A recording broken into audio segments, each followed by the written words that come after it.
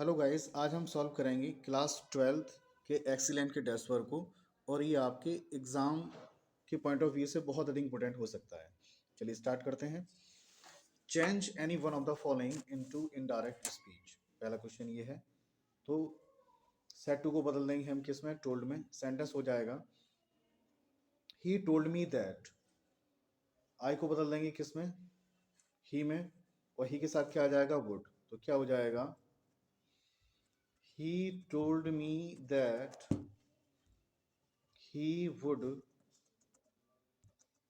help, और you को बदलेंगे ऑब्जेक्ट से तो क्या हो जाएगा, me, he would help me। पूरा सेंटेंस हो जाएगा he told me that he would help me।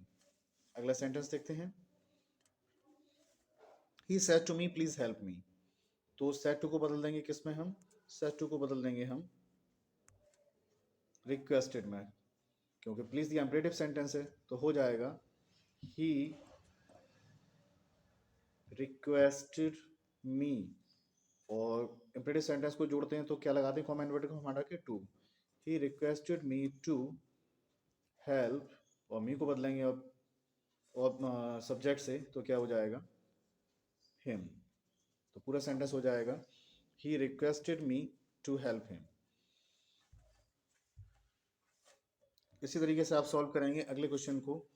Combine any one of the following as indirected. तो अब हालांकि बता रहे हैं तो इसमें एग्जाम में एक ही सॉल्व करना है, लेकिन हम चूंकि हम लोग प्रैक्टिस कर रहे हैं इसलिए हम दोनों ही क्वेश्चंस को सॉल्व करेंगे। तो पहला दिया है he is very fat he can not run fast. इसको सिंपल सेंटेंस में बदलना है। तो सिंपल सेंटेंस में बदलने के लिए हम क्या कर देंगे, he is too fat to run fast. क्या हो जाएगा, आप लिख सकते हैं कि he is too fat to run fast.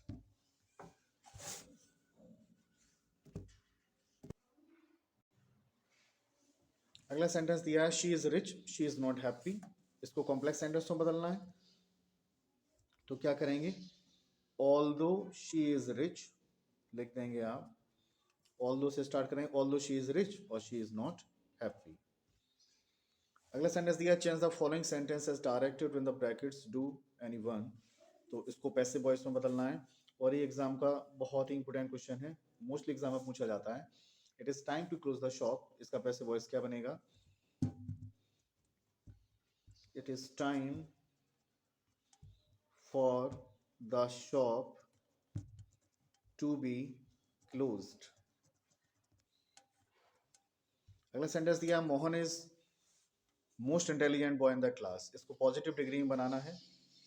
तो कैसे बनाएंगे, no other boy in the class is as intelligent as Mohan. आप लिखते चलें, सॉल्व करते चलें। One should not abuse his father, which word in the sentence is an error. इसमें error पूछा गया है। तो सेंटेंस है कि वन शुड और वन के साथ में क्या आता है, हिज का प्रयोग तो होगा नहीं। वन के साथ में क्या आता है, करेक्ट आंसर तो इसका क्या हो जाएगा, इसके साथ में हम वंस का प्रयोग करेंगे फिर, इसलिए एरर कहाँ पर है, हिज में एरर है। अगला सेंटेंस दिया है give the synonym of the following words. Busy, busy के सिनोनिम्स पूछे हैं। बिजी के सिनोनिम्स आप लिख सकते हैं एंगेज्ड, ENGAGED, या फिर लिख सकते हैं आप एम्प्लॉयड, EMPLOYED, एम्प्लॉयड। अगला क्वेश्चन है विक्ट्री। विक्ट्री के सिनोनिम आप लिख सकते हैं विन या फिर overcome. Antonym of the ancient, antonym of the ancient is correct answer modern. Use any one of the following pair of the words in the own sentence to make difference the meaning clear. क्या करना है, दोनों sentences में difference बताना है। पहला word दिया है करियर, करियर का मतलब होता है जीवन व्रत। और दूसरा दिया है उन्होंने कैरियर, कैरियर का मतलब होता है बोझा ले जाने वाला वाहन, उसको बोलते हैं।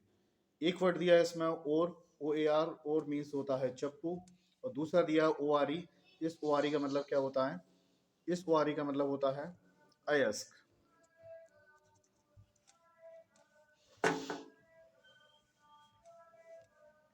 In the following questions, out of the four alternative, choose one which can be substituted for the given word। One word substitution है।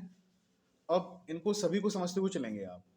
पहला क्वेश्चन उन्होंने ये दिया, custom of having many wifes. एक ऐसी प्रथा जिसमें कई पत्नियों को रखा जा सकता है, तो हम इसे क्या बोलेंगे, पॉलीगैमी। ठीक है, तो क्या हो जाएगा कि बहुविवाह प्रथा। तो जब भी वर्ड आप गैमी देखेंगे तो गैमी का मतलब वहां से विवाह से ही होगा, ये रूट वर्ड हो गया।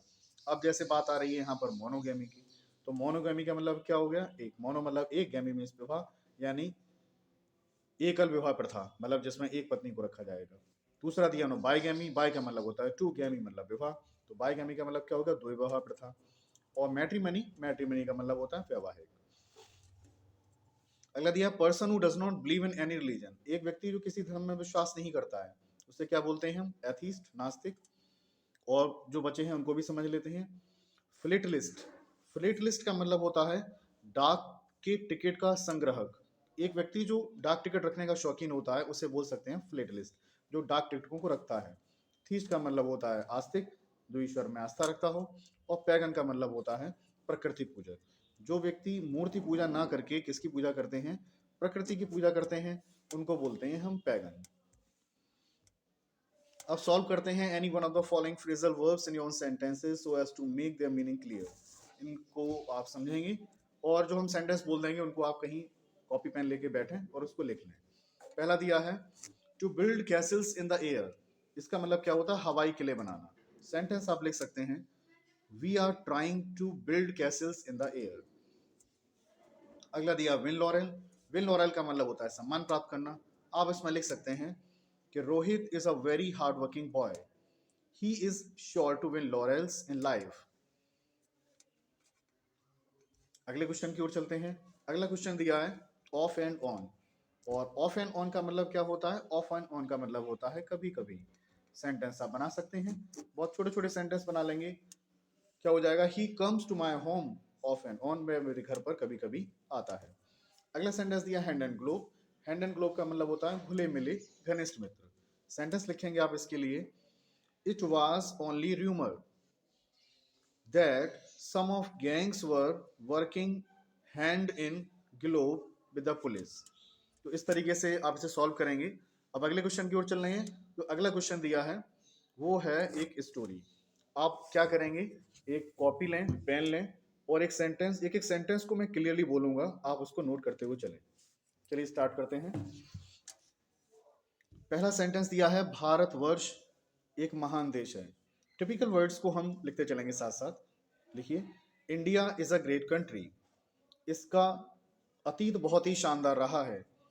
अतीत का मतलब इतिहास, history. Its history has been very illustrious, शानदार की मीनिंग क्या होती है, इलस्ट्रियस। विदेशी आक्रमणकारियों ने इस देश को लूटने का प्रयास किया। तो आक्रमणकारी, आक्रमणकारी की मीनिंग होती है इन्वेडर, इन्वेडर को बोलते हैं आक्रमणकारी। सेंटेंस क्या बनेगा, foreign invaders tried to plunder this country. अगला सेंटेंस दिया है इसकी संस्कृति तथा इसकी ज्ञान विज्ञान को मिटाने का प्रयास किया। सब्जेक्ट दिया नहीं है, ठीक है, तो हम सब्जेक्ट मान लेंगे दे वहां पर, क्योंकि बात चल रही है फॉरेन इन्वेडर्स की। क्या लिखेंगे sentence, they try to erase its culture, knowledge and science. परंतु देश प्रेमियों के बलिदान और बहादुरी के कारण वे सफल नहीं हुए। But they did not succeed due to sacrifice of patriot. आज भी देश में किसी चीज की कमी नहीं है। Even today there is no shortage of anything in the country.